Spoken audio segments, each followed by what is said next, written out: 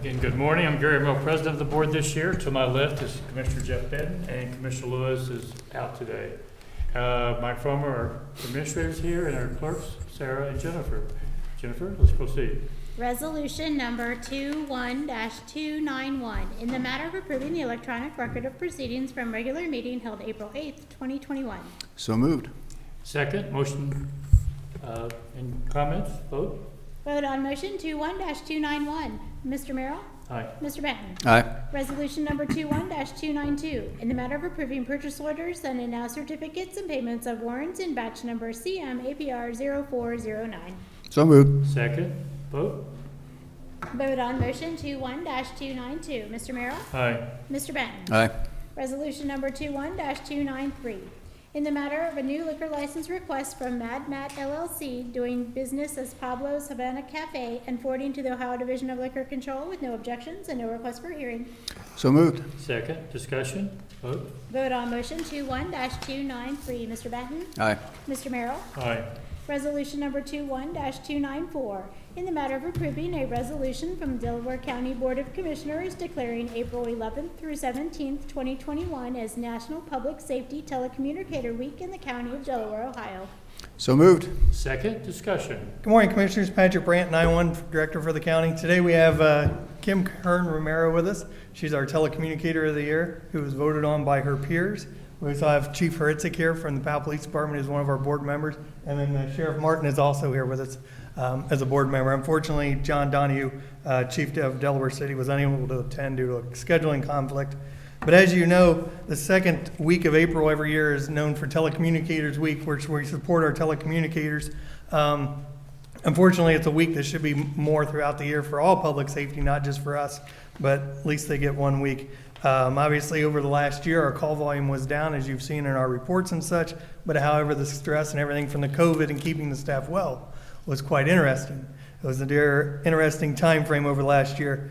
Also, with the amount of calls that we've been having in the lately, everybody thinks the stress and all the stress that is built upon the responders that are out in the scene and show up to these calls for services, like Chief Horitzik's staff, the sheriff's staff, Fire and EMS, I think Chief Fishels was it? Yeah, he's here, who's one of our board members as well. The staff that those guys get, the stress and everything, but they don't understand we're the ones who first take the phone call. We're the person hidden behind the scenes that take the call from the screaming caller saying that the car's been flipped 4 times or on fire or the house is on fire. So it's a very honored thing to dedicate to the staff. Our staff greatly appreciate everything is done, and I'll see if Chief Horitzek or Sheriff Martin want to speak. I'll say something real quick for the sheriff. Of course, we understand how important our dispatchers are. We have patrol officers and we have them out on the street, and people like to go out and ride along with them, but I think sometimes it's important for people to come in and actually see the dispatchers and how they operate. I don't think people understand how important and how critical that position is to what we do. We're the face usually of whatever that scene is or whatever that situation would be. But the dispatchers are actually the ones that feed all that information to us, that help keep us safe, to make sure that we're as informed as possible. So this is a great opportunity for us to recognize them. I know several fire departments and police agencies here in the county are doing what they can this week to just let them know how much we do appreciate them. So I won't say anymore. I was recalling this morning, knowing I'd be here today. In 1976, my first job in public safety was as a dispatcher in my hometown of St. Mary's, Ohio, full-time dispatcher for police and fire. And the job is much more complicated now than it was then.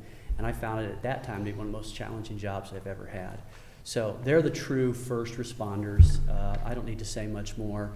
We continue to appreciate the support of this board and supporting our 911 and our dispatchers. And just a couple weeks ago, we awarded some of our own dispatcher certificates for accomplishment for 2020. And they gathered money for a homeless family that our deputies had encountered on the street. That's the kind of stuff that doesn't make headlines that they deal with on a day in and day out basis. So really proud to be associated with them and grateful that we take at least 1 week just to acknowledge them. Thank you.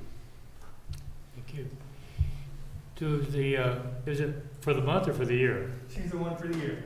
Well, would you like to say something? No, thank you.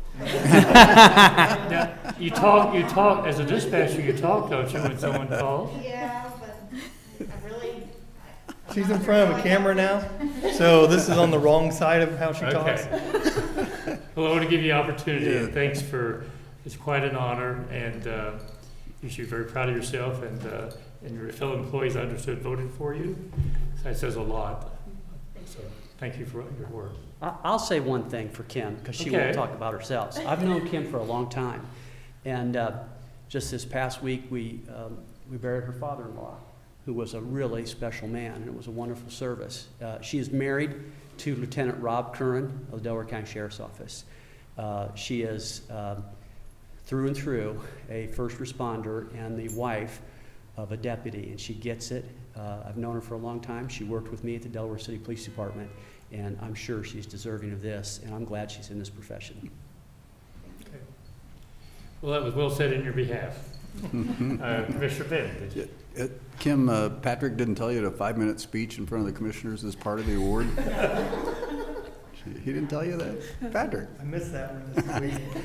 Well, congratulations. That's really neat to be recognized by your peers. And it's great to pause every year and take a week and thank and honor, the 911 group and so on. We've all probably every one of us has called 911 at another time or two and under stress, and you guys handled it beautifully. So again, thank you. It's good to have a week, and it's neat to pause and thank you all. Chief, you're standing up. Did you want to talk, or you're just standing up because? Oh, standing up to acknowledge. Okay. I didn't want to exclude you. I just have a couple of comments. This comes around every year, and I think the commissioners in our department are always pleased to be part of saying thank you, not only through this process, but providing food one day.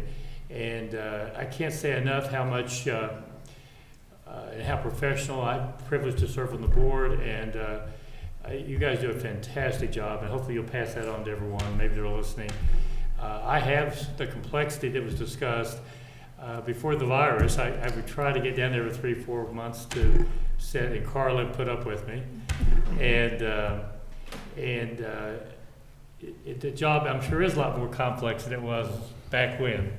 And we should be very proud. And when you have an emergency and you have a need at 3 or 4 in the morning, and you make that phone call, and everybody's got to get it right to make sure you get someone at your home as quickly as possible, or that car wreck, or whatever, then it's reassuring to know we're in a county we have such quality people.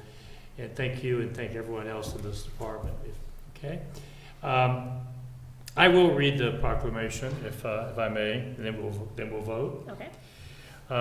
Whereas the Congress of the United States and the President of the United States have since 1992 established the second week of April as National Public Safety Telecommunicator Week. And whereas emergencies can occur at any time, and whereas public safety telecommunicators daily serve the citizens of Delaware County by providing that first and most critical contact between our citizens and their need for a public safety response. And whereas public safety telecommunicators are the single vital communications link for monitoring, dispatching, providing information, and ensuring the safety of law enforcement, fire, emergency medical, and emergency management responders.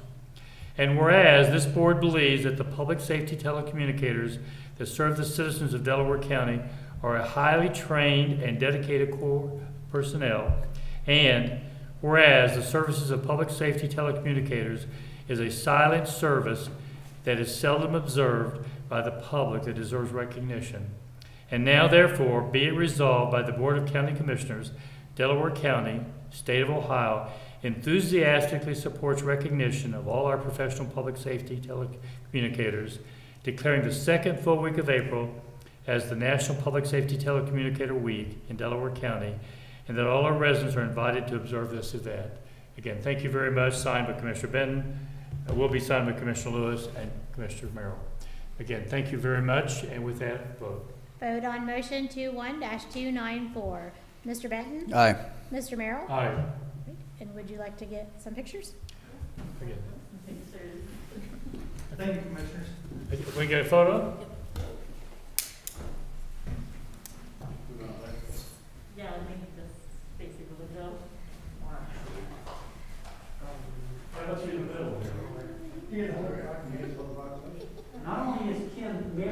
Will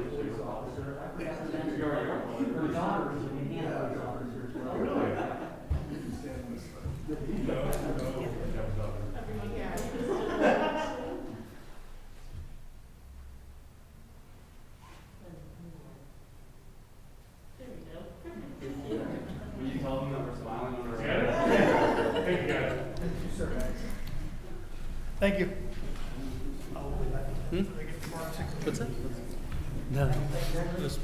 Again, I can't say it enough, how fortunate we are and the services that are provided by a lot of people in our county. And it's, should be reassuring to everyone in our county that lives in this county that we have this quality of service.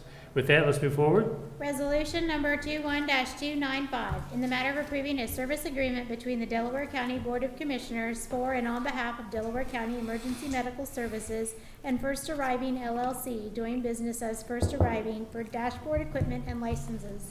So moved. Second, discussion. Morning, Commissioners. Jeff Fischel, Director of EMS, Delaware County EMS. I did want to mention one thing about the telecommunications or telecommunicators week is, Patrick said that they're the ones answering the phone and hearing the screaming and whatnot on the other end of the phone. And I was thinking about it when I was sitting back there. That's got to be really hard for them because of how helpless they must feel. They're on the phone. All they can do is talk to somebody and attempt to talk them through it and reassure and calm, but they don't actually ever get to go out there and provide the assistance or do something. And the helplessness that we feel sometimes on scene has to be amplified by somebody on the other end of a phone. So that's something I think about whenever this week comes around, is the helplessness that we feel sometimes when we show up on scene. Imagine how they felt when they can't physically go there and attempt to help. So, I think that that's something that should be said, that there's a lot of stress on that job to answer that phone and to try to be the calm for somebody. But with that being said, I'm up here for First Arriving. And First Arriving is a software that we're looking to put in all of our stations. We've already hung up the hardware in all of our stations. First Arriving software is a platform where there's a TV screen in all of our stations, and this projects whatever we want on the screen, really. It projects vital statistics of our CQI program, reminders of certain trainings coming up. When the new CAD system comes online, it'll project a new CAD screen on there. If that particular station gets a call, it'll pinpoint exactly where the call's at, and they can look at it as they're walking out. There could be a countdown to show how long they're taking to get to the ambulance. So it's a great system to improve our efficiencies as a EMS system, and improve education and communication within our EMS system.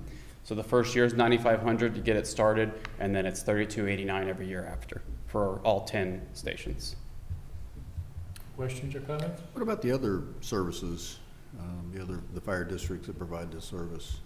Are they looking at doing that as well, or? We actually got the idea when we were touring one of the city's fire stations. I saw the screen in the station, and I asked what that was, and then I don't remember who at the time. I actually think it was Captain Madison explained what the whole thing was, and then it caught our interest, so we dug into it quite a bit and decided it was something we wanted to put into this year's budget. Beyond the city, I don't think anybody else in the county is doing it. I could be wrong, but I know that the city's doing it, and that's where we got the idea from. And just to reassure the commissioners, I mean, sometimes things like this have good intentions, but they don't really get the follow through. You're assuring me that we're going to make good use of this, and Yes. Yes, and one great thing about this is because of how much our world has evolved over the last year with COVID, with a lot of Zoom type meetings and such, this particular platform is integrating Zoom into it as well. And so we can host big system-wide virtual meetings through this platform as well. Through every station, you can bring every station online. That's something that the company is going to be implementing. We would just have to buy the camera, but we already have the big piece of it purchased. Any other questions or comments? Vote. Vote on motion 21-295. Mr. Merrill? Aye. Mr. Benton? Aye. Thank you. Resolution number 21-296, in the matter of authorizing participation in the ODOT road salt contract So moved. 01822. Second. Discussion? Good morning, Commissioners. Lee Bodnar, Administrator for the County Engineer's Office. What you have before you is a authorization to participate in the contract with ODOT for road salt. We piggyback on their contract every year, and it's proven to be very advantageous. Currently, if you would like to know, we have 3,000 tons of road salt on hand. With our 5 facilities, we can house 15,000 tons of road salt. This contract is for 12,500 tons of road salt, which will fill us all up for the coming season this fall. The 12,500 tons will be delivered this fall. We don't have a price on that yet, but like I say, past experience has been very advantageous for the county to partner with ODOT. Questions? The townships participate, most of the townships, I think, do participate. Yes, they do. They all have the opportunity to purchase road salt that is stored in the engineers' facilities, the county facilities. Good. Which I think is a big help, so that they don't have the added expense of a large storage Sure. facility. And bulk buying. pricing. Exactly. Vote? Vote on motion 21-296. Mr. Merrill? Aye. Mr. Benton? Aye. Resolution number 21-297, in the matter of approving the plats of subdivision for North Lake Preserve Section 3, North Lake Preserve Section 4, Liberty Grand District Section 3, and Liberty Grand District Section 4. So moved. Second. Discussion? Thank you, Commissioners. Before you are the 4 plats for the following projects. There's 2 plats for North Lake Preserve, Section 3 and 4, that totals 65 lots. Those lots are located off of Four Winds Drive in Berkshire Township. The the remaining sublots are the Liberty Grand Districts 3 and 4. There's a total of 89 lots that are located off of Liberty Grand Boulevard in Liberty Township. Questions or comments? Vote? Vote on motion 21-2197. Mr. Benton? Aye. Mr. Merrill? Aye. Mrs. Lewis? is Thank you. absent. Thank you. Resolution number 21-298, in the matter of approving a transfer of funds. So moved. Second. Discussion? Good morning, Commissioners. Karen First, Fiscal Manager. This resolution is our annual transfer of cash for our debt service payments. Our first payment is coming due on June 1st. Questions or comments? Vote? Vote on motion 21-298. Mr. Benton? Aye. Mr. Merrill? Aye. Resolution number 21-299, in the matter of establishing a new fund and a new organization key. So moved. Second. Discussion? And this resolution is to set up the new fund and new org key for the county share of the American Rescue Plan funding. Questions or comments? Vote? Vote on motion 21-299. Mr. Merrill? Aye. Mr. Benton? Aye. Thank you. Thanks, Karen. Mr. Farmer? I have nothing to report this morning. Okay. Mr. Benton? Not much. We had a remote Subco annual meeting on Friday. Pretty quiet. You know, Subco's in really good shape. We've got some strategic issues to address. The Subco has, over the almost 20 years of its existence, accumulated a significant amount of capital that needs to be redeployed, divested, et cetera, back to the counties who paid the premiums which created the capital. So we're doing some studies on that and looking at a bunch of other things as usual. But so that's it. That was the annual meeting. Very good. And I only have one item. I had the privilege of swearing in Dennis Mowry at the virtual Development Disabilities meeting Thursday evening, and I think he's going to be a great addition. And as I told that board, I think it's one of our more successful, more outstanding boards that we have in the county. I think they do a terrific job as a group. And with that, I don't believe we have need for executive. We do not. But we do have a viewing this afternoon at 1:30. So with that in mind, we will recess until 1:30 this afternoon for that viewing. And if there's no objection, we are now in recess.